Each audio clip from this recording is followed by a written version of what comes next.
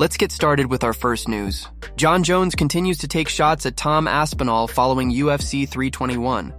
On a recent episode of the No Scripts podcast, Jones didn't hold back as he slammed Aspinall's wrestling and grappling, calling his ground game incredibly overrated. Jones pointed out that Aspinall couldn't even touch Cyril Gane, while he himself defeated Gane effortlessly in just 2 minutes. When asked about what he saw in Tom's fight with Gane, Jones explained that although Tom is a great athlete, he believes he's a one-trick pony. According to Jones, Aspinall relies too heavily on his striking and lacks depth in his grappling game. Tom's a great athlete, Jones said, but I do feel like he's a one-trick pony. His wrestling and jiu-jitsu are incredibly overrated. He's got a beautiful 1-2 combination, and that's really about it. That's what he sets up nicely. Jones continued, describing how Gane appeared to be in complete control during their matchup. He couldn't touch Gane at all. Gane's hands were down, he was shaking his shoulders, bouncing around, just getting comfortable. He was touching Tom with the jab and even busted him open, Jones said. I think Tom was looking for a way out, and he took it. He needs to change his game plan. Beyond his critique of Aspinall, Jones also shared his thoughts on a potential super fight with Alex Pereira. He described Pereira as the perfect opponent for a marquee event, possibly one that could even take place at the White House. I'd like to fight Alex Pereira at the White House, Jones said. He's incredibly respectful, a household name and a champion. Everyone knows who he is. It would be a blockbuster event, something the whole world would tune in for. Jones emphasized that regardless of how that fight would go, no one would lose. It would generate millions for the sport. When you talk about the White House and having the greatest American fighter of all time, how can you have a White House card without literally the GOAT? Move on to another news. JDM has finally revealed that he actually walks around at the exact same weight as Islam Makhachev, putting an end to all the talk about his supposed size advantage. Since the announcement of their upcoming fight, fans have been debating whether JDM's natural size at welterweight would give him a major edge against the former lightweight champion. But it turns out, both men are nearly identical in size when they're out of camp. During a recent interview with Israel Adesanya, JDM opened up about his weight and training habits. He explained that he's always been a natural welterweight, even though he once stepped up to middleweight for a single fight. I've always been welterweight, JDM said.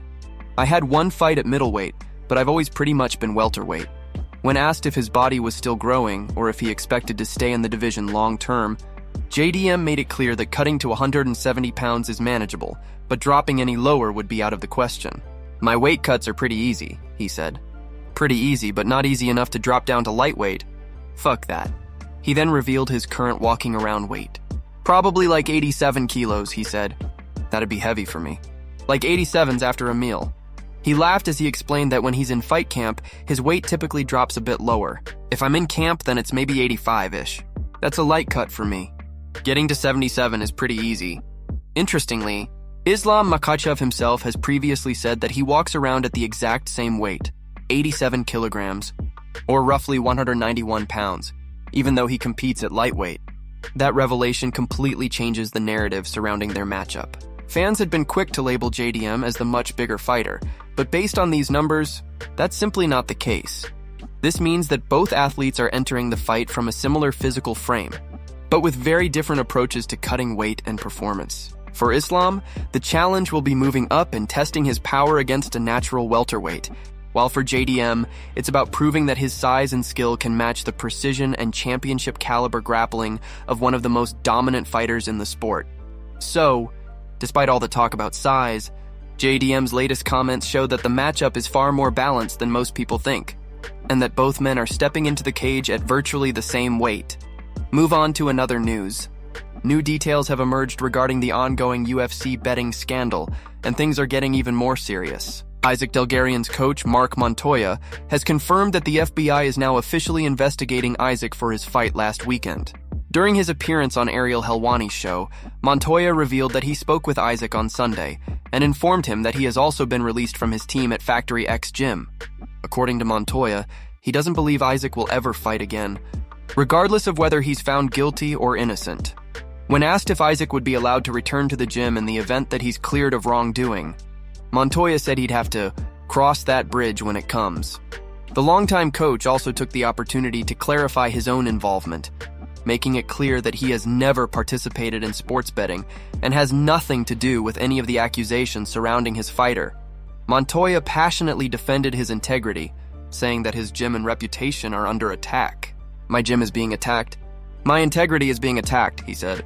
"We have nothing to do with any of these allegations being brought upon us.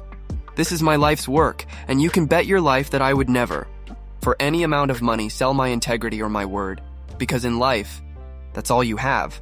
His statement quickly spread across the MMA community, with many backing him up as one of the sport's most respected coaches. But that wasn't the end of the story. Before the end of Ariel Helwani's show, things took an even more shocking turn. Helwani received a text message live on air, referencing what had been reported the previous day, that multiple UFC fighters had claimed they were contacted in the past with offers to fix fights. According to Helwani, the message he received was huge if true. The text claimed to have direct knowledge of a fight that was 100% fixed, along with information about 2 other bouts that were allegedly manipulated as well. As of now, no names have been confirmed publicly, but the investigation continues to grow in scope. With the FBI now involved and more fighters coming forward, the scandal is shaping up to be one of the biggest controversies in UFC history. This is a developing story, and it's clear that the situation is far from over. Move on to another news. The highly anticipated Roadhouse 2 sequel from Amazon MGM has officially added several high-profile fighters to its cast, joining Jake Gyllenhaal in what's expected to be one of the biggest action films of the year. After the success of the original remake, which starred Connor and broke massive streaming records on Prime Video, the sequel is now upping the ante with an even stronger lineup of real combat sports stars. According to new reports, a total of 6 professional fighters are joining the cast. Among them are UFC standouts Michael Chandler, Dustin Poirier, Michael Venom Page, and Stephen Wonderboy Thompson. Also joining the film is former UFC welterweight champion Tyron Woodley, along with Glory heavyweight kickboxing champion Rico Verhoeven. These additions give the sequel an incredible mix of fighting styles, personalities, and on-screen authenticity that fans of both MMA and action cinema will love. UFC veteran Jay Hiron is also returning for the sequel after making his mark in the first film. In the original Roadhouse, he played a fighter named Jax Harris, who appeared in flashback scenes against Gyllenhaal's character Dalton. His return hints that the sequel might explore more of Dalton's backstory and the darker side of his fighting career.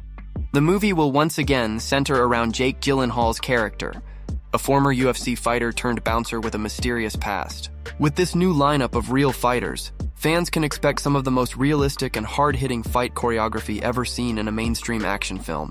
Each fighter brings something unique: Chandler's explosiveness, Poirier's crisp boxing, Wonderboy's karate flair, and Verhoeven's world-class striking, all blending into what promises to be a brutal, fast-paced cinematic showdown.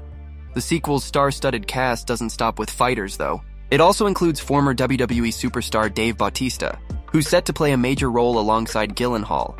Rising Hollywood actor Aldis Hodge has also joined the project, adding even more star power to the lineup.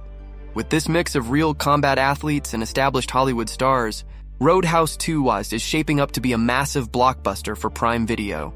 After the first film's overwhelming success, expectations are sky high, and this sequel, packed with action, adrenaline, and authentic fighting talent, looks ready to deliver in every way. Move on to another news. Aljamain Sterling has finally given fans an update on his next UFC fight, and it looks like the former bantamweight champion has a clear timeline for his return. During a recent appearance on Ariel Helwani's show, Aljo opened up about his recovery, his current physical state, and when he expects to be back inside the octagon. According to Aljo, the plan is to make his return around February or March of next year. He explained that his recovery process has been his main focus after taking a well-deserved break from fighting. Recently, he traveled to Mexico to undergo stem cell treatment at a clinic called RejuvaStem. The therapy was aimed at helping him heal faster and prepare his body for another long training camp. "I just got these stem cells done down in Mexico," Aljo said. "They took care of me down there. I wanted to get it earlier so I could try to fight in December, but things didn't really line up." He explained that his teammate, Rob, had a fight scheduled in October, which pushed back the timing of his own treatment. "I was thinking, okay, I'll get it after the wedding and after Rob's fight. Then he tells me he's got another fight, and at that point, I just had to get this done. So I went through with it, and now I'm focused on recovery." Sterling admitted that a December return now seems unlikely, mainly because he won't have enough time to properly prepare. At this point, I don't think I'm going to have time to fight in December, he said. So most likely we're looking at February or March, depending on what the UFC offers. Aljo's comments come as fans have been speculating about his next move since losing the bantamweight title earlier this year.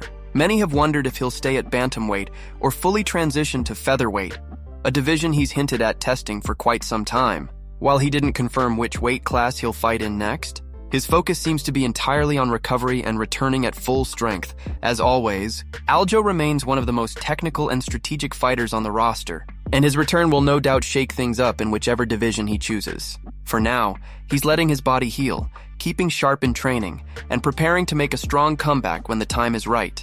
Move on to another news.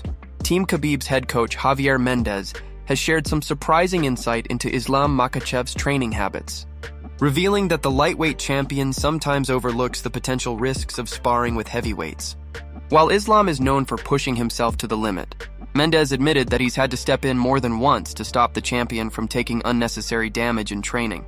During his podcast, Mendez explained that he once caught Islam sparring with much bigger fighters and immediately decided to put an end to it. "I'm watching him spar with heavyweights," Mendez said, "and I didn't like it. He was handling it fine. He was even doing better than the heavyweight himself. But the guy was around 230 to 240 pounds, and Islam was only about 180 or 181. That's his average weight during fight camp."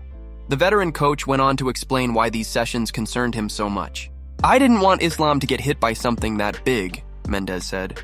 "It's killing brain cells.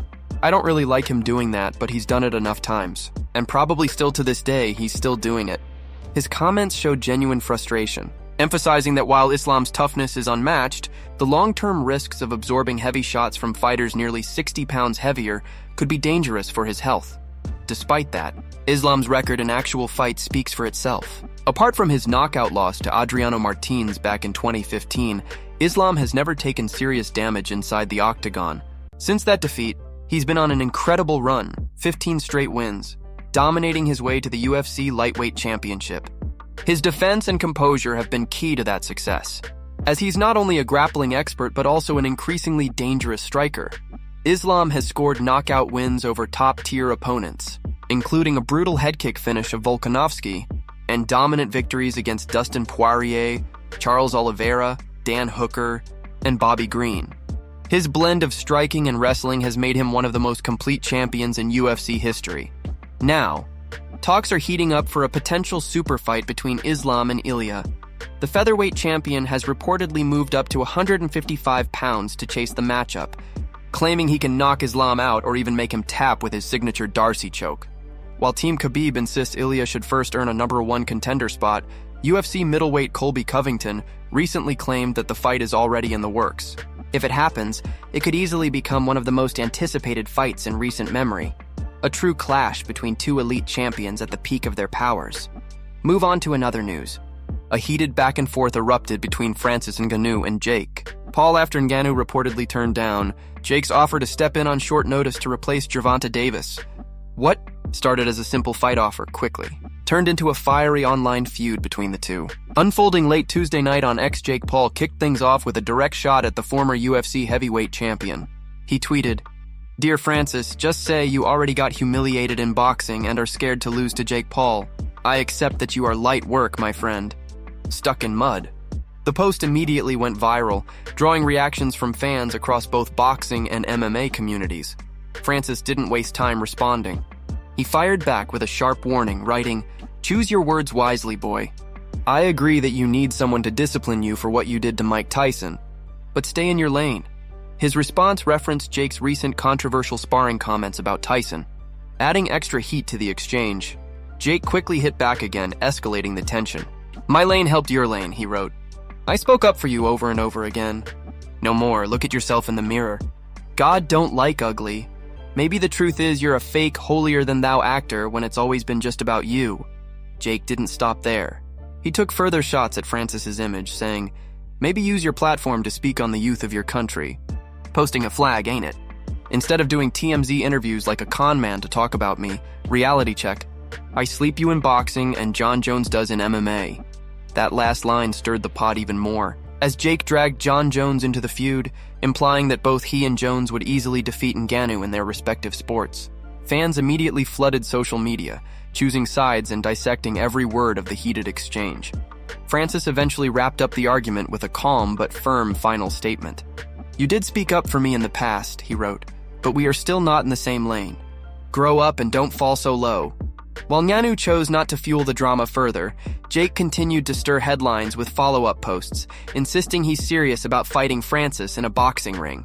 Whether or not that matchup ever happens, this exchange once again shows how powerful social media can be in blurring the lines between the boxing and MMA worlds, and in keeping Jake Paul's name at the center of controversy.